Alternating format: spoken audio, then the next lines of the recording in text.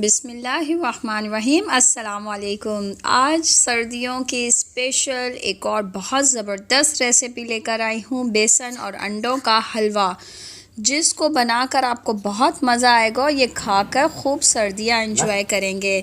तो आइए चलते हैं रेसिपी की तरफ। मेरा चैनल सब्सक्राइब कर दीजिए। तो यहाँ मैंने 4 अंडे लिए हैं और इसमें 1 कप चीनी डाल देंगे और अच्छी तरह से इसको बीट करेंगे बीटर से। जब ये मिक्स हो जाएगा तो 1 कप दूध डालेंगे। 1 कप दूध चीनी के बराबर होगा और अब इन तीनों चीज़ों को अच्छी तरह से यकजान कर लेंगे।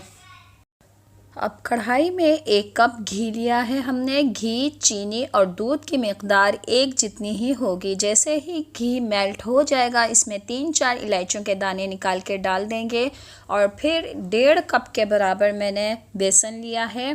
बेसन को मैंने छान लिया है, इस वजह से ये थोड़ा फूला हुआ नज़र आ रहा है।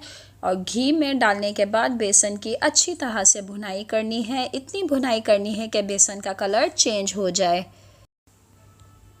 तो बेसन भुन चुका है, कलर चेंज हो गया है। अब इस स्टेज पे हमने जो मिक्सचर तैयार करके रखा था वो डालना है। यहाँ पे मैं आपको एक टिप बताऊंगी, यहाँ पे एक साथ मिक्सचर को नहीं डालना है, 3-4 दफ़ा करके आराम आराम से डालना है और हिलाते जाना है, फिर डालना है, फिर हिलाना है।